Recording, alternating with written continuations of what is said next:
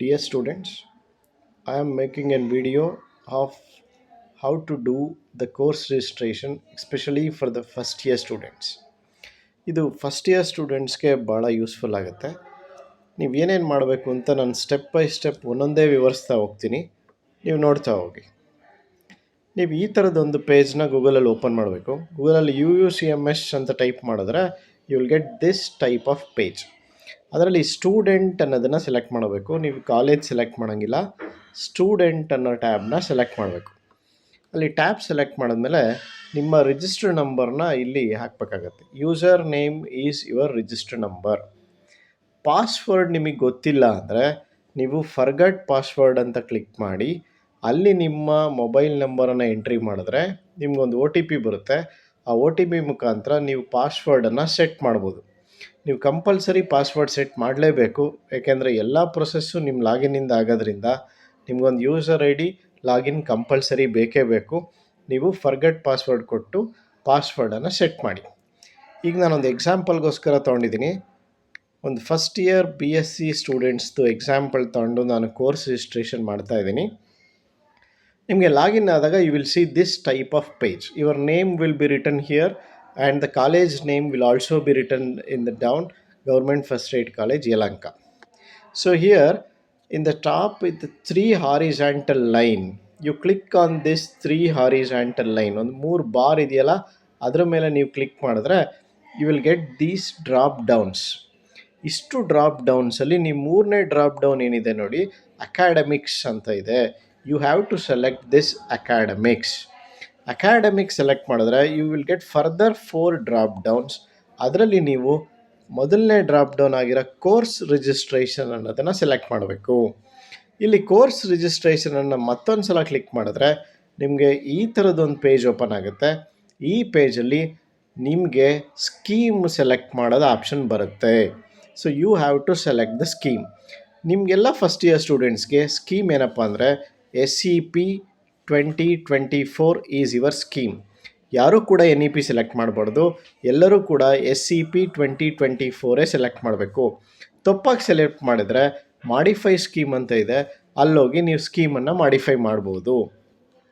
So ಈ ಥರದೊಂದು page open ಆದಾಗ ನೋಡಿ, ಆ್ಯಕ್ಷನ್ ಅನ್ನೋ ಕಾಲಮಲ್ಲಿ ಕೋರ್ಸ್ ರಿಜಿಸ್ಟ್ರೇಷನ್ ಅಂತ ಇದೆ. You click on this course registration. ಆ ರೀತಿ ಕ್ಲಿಕ್ ಮಾಡಿದಾಗ ನಿಮಗೆ ಸ್ಕ್ರಾಲ್ ಡೌನ್ ಮಾಡಿದ್ರೆ ಯು ವಿಲ್ ಗೆಟ್ ಕೋರ್ಸ್ 1. ಈ ಕೋರ್ಸ್ 1 ಪೇಪರ್ 1 ಅಂತ ಏನಿದೆ ಅದು ಯಾವ ಥರದ ಕೋರ್ಸ್ ಟೈಪ್ ಅಪ್ಪ ಅಂದರೆ ಇದು AECC ಕೋರ್ಸ್ ಟೈಪು. ಇದನ್ನು ನೀವೇ ಸೆಲೆಕ್ಟ್ ಮಾಡಬೇಕಾಗತ್ತೆ. ಕೋರ್ಸ್ 1ಅನ್ನು ನೀವೇ ಸೆಲೆಕ್ಟ್ ಮಾಡಬೇಕಾಗತ್ತೆ. ಕೋರ್ಸ್ 1 ಯಾವುದಪ್ಪ ಅಂದರೆ ಲ್ಯಾಂಗ್ವೇಜ್. ನಿಮ್ಮದು ಯಾವ ಲ್ಯಾಂಗ್ವೇಜ್ ಇದೆ ಆ ಲ್ಯಾಂಗ್ವೇಜನ್ನು ಸೆಲೆಕ್ಟ್ ಮಾಡಬೇಕಾಗತ್ತೆ. ಸಪೋಸ್ ಹಿಂದಿ ಇದ್ದರೆ you have to select Hindi, Kannada ಇದ್ದರೆ ಕನ್ನಡ, ತಮಿಳು, ಸಾನ್ಸ್ಕ್ರಿಟ್, ಉರ್ದು ಎಲ್ಲ ಲ್ಯಾಂಗ್ವೇಜು ನಾನು ನಿಮ್ಗೆ ಆಪ್ಷನ್ಸ್ ಕೊಟ್ಟಿದ್ವಿ. ಸೊ ಎಲ್ಲ ಲ್ಯಾಂಗ್ವೇಜಲ್ಲಿ ನಿಮ್ದು ಯಾವ ಲ್ಯಾಂಗ್ವೇಜು ಅದು ಒಂದನ್ನು ಮಾತ್ರ ಈ ಕಾಲಮಲ್ಲಿ ಸೆಲೆಕ್ಟ್ ಮಾಡಬೇಕಾಗತ್ತೆ. ಪ್ರಿಫರೆನ್ಸ್ ಅನ್ನೋ ಕಾಲಮಲ್ಲಿ ನೀವು ಈ ಸರ್ಕಲ್ನ ಬಬಲ್ ಮಾಡಿದ್ರೆ ಅದು ಸೆಲೆಕ್ಟ್ ಆಯಿತು.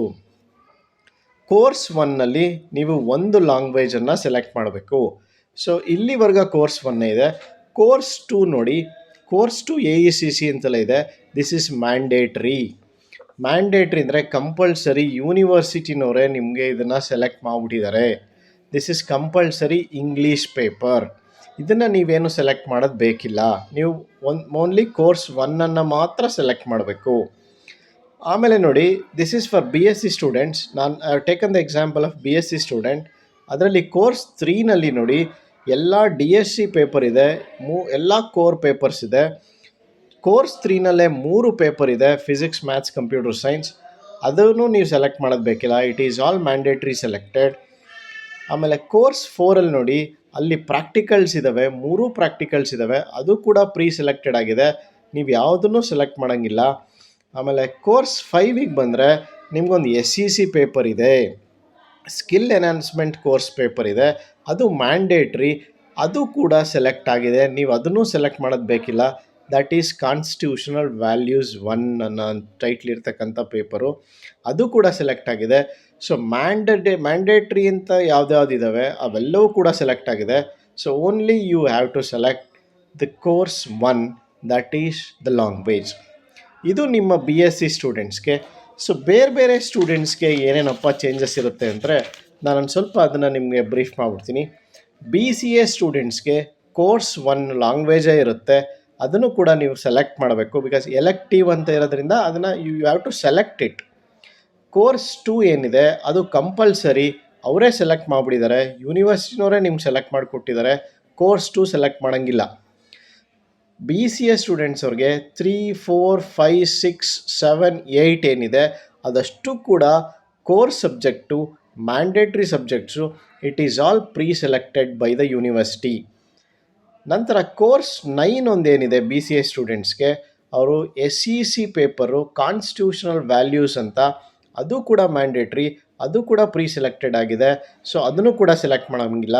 ನೀವು ಸೆಲೆಕ್ಟ್ ಮಾಡಬೇಕಾಗಿರೋದು ಒಂದೇ ಒಂದು, ಅದು ಕೋರ್ಸ್ 1 ಲ್ಯಾಂಗ್ವೇಜ್. ನಿಮಗೆ ಬರ್ತಕ್ಕಂಥ ಪ್ರಾಪರಾಗಿರೋ ಲ್ಯಾಂಗ್ವೇಜ್ ಸಬ್ಜೆಕ್ಟ್ ಯಾವುದಿದೆ ಅದನ್ನು ನೀವು ಸೆಲೆಕ್ಟ್ ಮಾಡಬೇಕು. ಇವಾಗ BCom ಸ್ಟೂಡೆಂಟ್ಸಿಗೆ ಬಂದರೆ, BCom ಸ್ಟೂಡೆಂಟ್ಸ್ಗೂ the same thing. Course 1 is always language for all the courses. Course 1 elective ಅಂತ ಇದೆ, ಅದನ್ನು ನೀವು ಸೆಲೆಕ್ಟ್ ಮಾಡಬೇಕು. ನೀವು ಯಾವ ಲ್ಯಾಂಗ್ವೇಜ್ ತೊಗೊಂಡಿದ್ದೀರಾ ಅದನ್ನು ಎಲೆಕ್ಟ್ ಮಾಡಬೇಕು, ಅದನ್ನು ಸೆಲೆಕ್ಟ್ ಮಾಡಬೇಕು. ಪ್ರಿಫರೆನ್ಸಲ್ಲಿ ಆ ಬಬಲ್ನ ನೀವು ಕ್ಲಿಕ್ ಮಾಡಬೇಕು, ಅದು ಬ್ಲೂಗಾಗುತ್ತೆ. Blue means it is selected. Course 2 ಏನಿದೆ, ಕೋರ್ಸ್ 2 ನಿಮಗೆ ಆಲ್ರೆಡಿ ಮ್ಯಾಂಡೇಟ್ರಿಗೆ ಅದು pre selected by the university. You don't need to select course 2. BCom general, logistics, BBA general, BBA aviation, ಇವರೆಲ್ಲರಿಗೂ ಕೂಡ 3, 4, 5, 6 ಏನಿದೆ ಅದು ಕೋರ್ ಸಬ್ಜೆಕ್ಟ್ಸ್ ಆಗಿದ್ದಾವೆ. ಆ ಕೋರ್ ಸಬ್ಜೆಕ್ಟ್ಸು ಎಲ್ಲವೂ ಕೂಡ ಮ್ಯಾಂಡೇಟ್ರಿ ಇರೋದ್ರಿಂದ you don't need to select any core subject, it is all pre selected by the university. ನಿಮಗೆ 7 and 8 ಏನಿದೆ ಅವು SEC ಪೇಪರ್ಗಳು, ಅವು ಕೂಡ ಮ್ಯಾಂಡೇಟ್ರಿ ಪೇಪರ್ಗಳು. ಕೋರ್ಸ್ 7 ಏನಿದೆ ಕಾನ್ಸ್ಟಿಟ್ಯೂಷನ್ ವ್ಯಾಲ್ಯೂಸ್, ಕೋರ್ಸ್ 8 ಏನಿದೆ EVS ಇದೆ, ಅವು ಕೂಡ ಎಲ್ಲವೂ ಮ್ಯಾಂಡೇಟ್ರಿ ಆಗಿರೋದ್ರಿಂದ ಅದು ಕೂಡ ಪ್ರೀ ಸೆಲೆಕ್ಟೆಡ್. ನೀವು ಸೆಲೆಕ್ಟ್ ಮಾಡಬೇಕಾಗಿರೋದು ಓನ್ಲಿ ಕೋರ್ಸ್ 1 ಲ್ಯಾಂಗ್ವೇಜ್, ಅಷ್ಟನ್ನು ಮಾತ್ರ ಸೆಲೆಕ್ಟ್ ಮಾಡಬೇಕು. 3, 4, 5, 6, 7, 8 ಎಲ್ಲವೂ ಮ್ಯಾಂಡೇಟ್ರಿ, ಎಲ್ಲವೂ ಕೂಡ ಯೂನಿವರ್ಸಿಟಿಯಿಂದ ಪ್ರೀ ಸೆಲೆಕ್ಟೆಡ್ ಆಗಿರುತ್ತೆ, ಅದನ್ನು ನೀವು ಸಬ್ಮಿಟ್ ಮಾಡಬೇಕಾಗತ್ತೆ. ಇನ್ನು BA ಸ್ಟೂಡೆಂಟ್ಸ್ಗೆ ಸ್ವಲ್ಪ ಚೇಂಜ್ ಇದೆ. ಕೋರ್ಸ್ 1 ಮತ್ತು ಲ್ಯಾಂಗ್ವೇಜೇ, ಅದನ್ನು ಕೂಡ ನೀವು ಸೆಲೆಕ್ಟ್ ಮಾಡಬೇಕಾಗತ್ತೆ. ಕೋರ್ಸ್ 2 ಮ್ಯಾಂಡೇಟ್ರಿ ಪೇಪರು, ಅದನ್ನು ನೀವೇನು ಸೆಲೆಕ್ಟ್ ಮಾಡೋದು ಬೇಕಿಲ್ಲ. 3, 4 ಏನಿದೆ, 3, 4ನಲ್ಲಿ ನಿಮ್ಮ ಕೋರ್ ಸಬ್ಜೆಕ್ಟ್ಸ್ ಬರುತ್ತೆ. ಕೆಲವು ಕೋರ್ ಸಬ್ಜೆಕ್ಟ್ಸ್ನ ಕೆಲವು ಸ್ಟೂಡೆಂಟ್ಸ್ ಸೆಲೆಕ್ಟ್ ಮಾಡಬೇಕಾಗತ್ತೆ. ನಿಮ್ಮ ಪೇಪರ್ ಯಾವುದಿದೆ ಅಂತ ನೋಡಿ ಅದನ್ನು ನೀವು ಕೋರ್ಸ್ 3 ಅಥವಾ ಕೋರ್ಸ್ 4ಅಲ್ಲಿ ಸೆಲೆಕ್ಟ್ ಮಾಡಬೇಕಾಗತ್ತೆ. ಪ್ರಿಫರೆನ್ಸ್ ಕಾಲಮಲ್ಲಿರೋಂಥ ಬಬಲ್ನ ಸೆಲೆಕ್ಟ್ ಮಾಡಬೇಕಾಗತ್ತೆ. ನಿಮ್ಗೇನಾದರೂ ಗೊತ್ತಾಗಲಿಲ್ಲ ಅಂದರೆ you contact your HODs, subject HODs contact ಮಾಡಿ, ಅಥವಾ ಏನಾದರೂ ಕೋರ್ಸ್ ರಿಜಿಸ್ಟ್ರೇಷನ್ ಪ್ರಾಬ್ಲಮ್ ಆದರೆ ನನ್ನ ಬಂದು ಡೈರೆಕ್ಟಾಗಿ ಕಾಂಟ್ಯಾಕ್ಟ್ ಮಾಡಿ. BA ಸ್ಟೂಡೆಂಟ್ಸ್ಗೆ ಕೋರ್ಸ್ 5ನಲ್ಲಿ ಒಂದು SEC ಪೇಪರ್ ಇದೆ, ದಟ್ಸ್ ಕಾನ್ಸ್ಟಿಟ್ಯೂಷನಲ್ ವ್ಯಾಲ್ಯೂಸ್. ಸೊ ಅದು ಕೂಡ ಮ್ಯಾಂಡೇಟ್ರಿ ಆಗಿರೋದ್ರಿಂದ ಅದು ಪ್ರೀ ಸೆಲೆಕ್ಟೆಡ್ ಆಗಿರುತ್ತೆ. ಸೊ ನೀವೇನು ಸೆಲೆಕ್ಟ್ ಮಾಡೋದು ಬೇಕಿಲ್ಲ.